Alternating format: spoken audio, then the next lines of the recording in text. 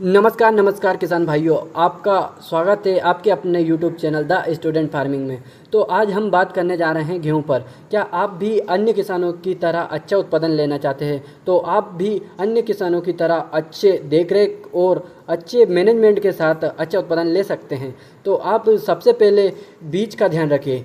बीज का 40 से 45% प्रभाव उत्पादन पर पड़ता है। आप अगर अच्छी वैरायटी लगाओगे तो अच्छा ही उत्पादन देखने को मिलता है।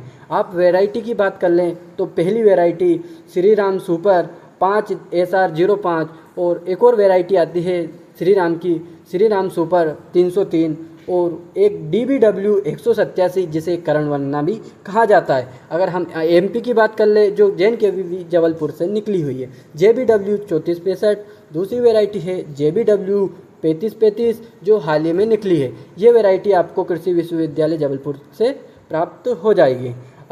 गेहूं की फसल ठंडी में उगाई जाती है और इसमें तापमान का बहुत ही दुष्प्रभाव पड़ता है। अगर कम तापमान होता है तो हमारी जो गेहूं की फसल है वो नष्ट हो जाती है। इससे बहुत सारे किसानों को नुकसान होता है। इसके लिए आप देसी उपाय जैसे धुआं पानी देना सुबह सुबह ऐसे देसी जुगाड़ कर सकते हैं।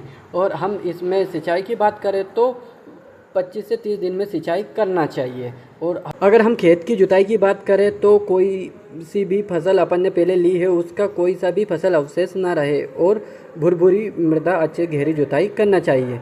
और हम अगर इसके बेसल डोज की बात करें तो 50 kilo nitrogen urea, 50 kilo DAP और 30 किलो MOP। और अगर आपने SSP नहीं दिया तो वो भी दे सकते हो। और हम बात करते हैं इसके ट्रीटमेंट की। क्या है, बीज का उपचार अधिकतर किसान नहीं करते और इससे किसानों को जो फंगस जनित जो जड़ों में होती है वो समस्या अधिकतर देखने को मिलती है। क्या करता है किसान, बीज लाया और सीड्रिल में डाला और बुआई कर देता है। इससे क्या है कि बहुत सारे जैसे दीमक आदि जो कीट रहते हैं वो आक्रमण कर देते हैं।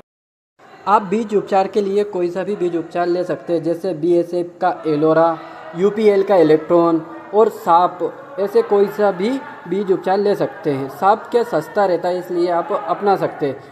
अधिकतर वैज्ञानिक बोलते हैं कि FRI जैसे कि फंजीसाइड, इंसेक्टिसाइड और कल्चर, ये तीनों को मिलाकर अगर आप बुआई करते हैं तो आपके बीज में रोग कीट ऐसी कोई सी भी समस्या नहीं आएगी और उत्पादन और पौधा स्वस्थ दिखाई देगा और शुरू से ही हरापन पौधे को अच्छा दिखाई देगा।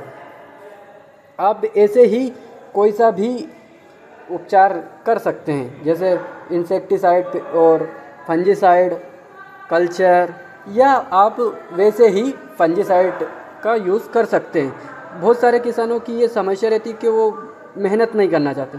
आप इससे बहुत ही ज़्यादा आपको फ़ायदा देखने को मिलेगा।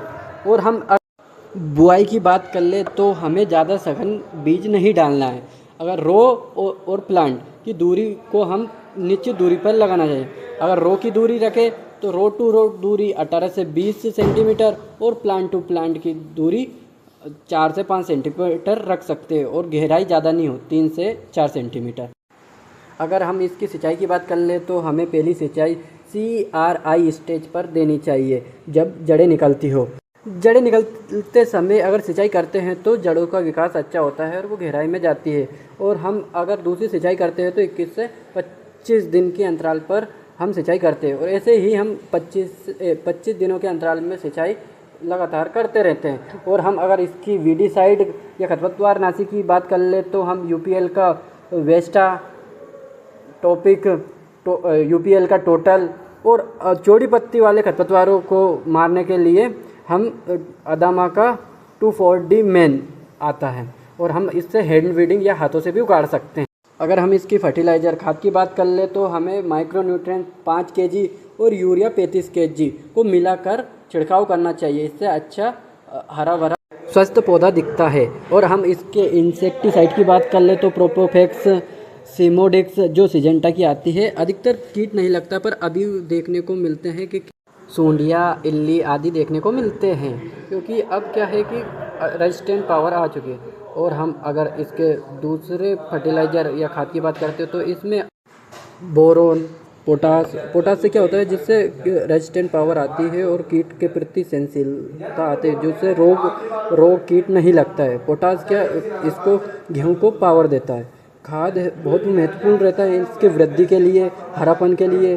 खाद के द्वारा ही अच्छे से पौधा भोजन बना पाता है। और अगर हम इसके रोग की बात कर ले तो इसमें रस्ट रोग लगता है जो फंगस जनित होता है। दूसरा अगर हम बात कर ले रोग की तो वो रहता है स्मट, जो बीज को ख़राब कर देता है।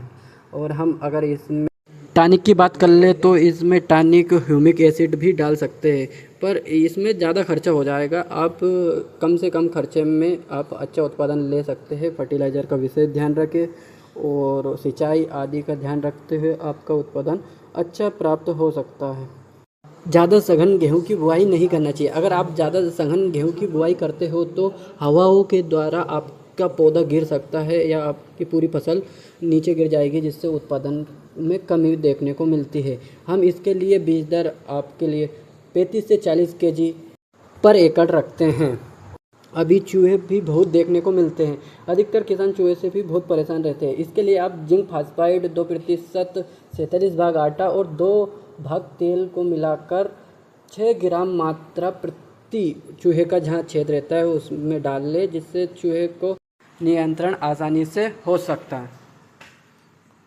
अगर हम इसके उत्पादन की बात करें तो हम प्रति एकड़ 35 से 40 क्विंटल उत्पादन मिलता है। जो बताया गया है उसके अनुसार आपको खेती करोगे तो प्रोडक्शन उतना ही अच्छा आएगा और उत्पादन अच्छा देखने को मिलता है। अगर आपको वीडियो अच्छी लगी तो लाइक करें, कमेंट करें, क्या कमी रह गई है उसको कमेंट में ज़रूर बताएं। धन्यवाद।